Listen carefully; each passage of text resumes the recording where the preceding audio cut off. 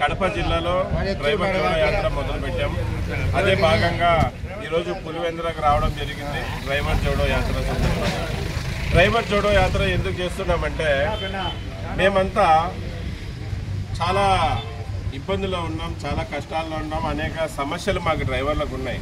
మేము గత కొద్ది సంవత్సరాలుగా డ్రైవర్ల హక్కుల కోసం, డ్రైవర్ల సమస్యల మీద పోరాడుతున్న ఈ కేంద్ర రాష్ట్ర ప్రభుత్వాలు మమ్మల్ని గుర్తించడం లేదు.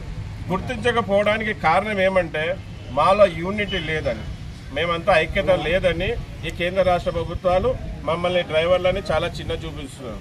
అందుకే డ్రైవర్ జోడో యాత్ర సందర్భంగా డ్రైవర్లని అంతా ఏకం చేసి మా హక్కుల కోసం, మా గుర్తింపుల కోసం, మా సమస్యల కోసం పోరాడాలని ఈ డ్రైవర్ జోడో యాత్ర మొదలుపెట్టాం. అదే సందర్భంగా పులివెందులకు వచ్చాం.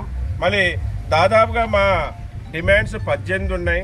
ఇవన్నీ కూడా న్యాయపూర్వకంగా మేమేమి కానివేటు అడగలేదు. వాళ్ళ ఆస్తులు, వాళ్ళ బంగ్లాలు, వాళ్ళు సంపాదించినలో వాటా అడగడం లేదు. మాకు కావాల్సిన కనీస వసతులు అడుగుతున్నాం.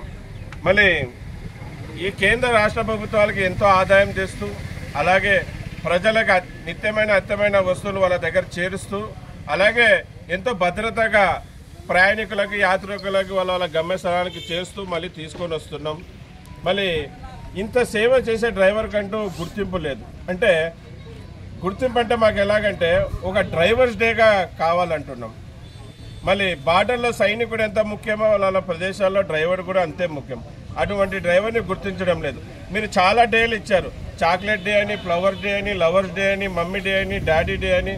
మళ్ళీ డ్రైవర్ ఇంత గొప్ప వ్యక్తికి డ్రైవర్స్ డే ఎందుకు ఇవ్వడం లేదనేదే ఒక ప్రశ్న.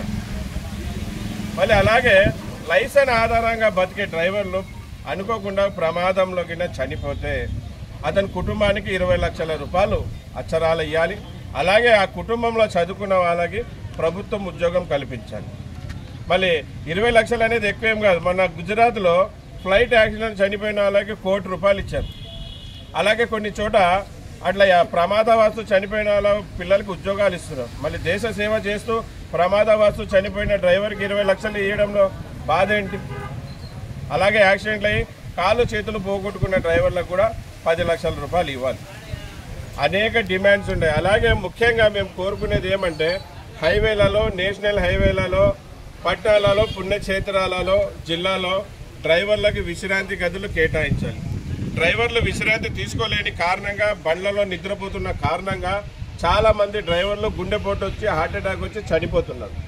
అలాగే రోడ్ల మీద ప్రమాదం జరిగే కూడా కారణమవుతుంది. ప్రమాదం ఏ విధంగా జరుగుతుందంటే డ్రైవర్ పగులంతా బండి తోరి బండ్లో పండుకున్నప్పుడు ఆ ఉడకకి, దోమలకి, ఆ వేడికి నిద్రపోలేని కారణంగా డ్రైవర్ రాత్రి అంటూ అటు ఇటు తిరుగుతూ అలసిపోయి ఉంటాడు. పగులు బండి తోలినప్పుడు ఆ నిద్రలో అలసిపోయిన కారణంగా ప్రమాదాలు జరుగుతున్నాయి.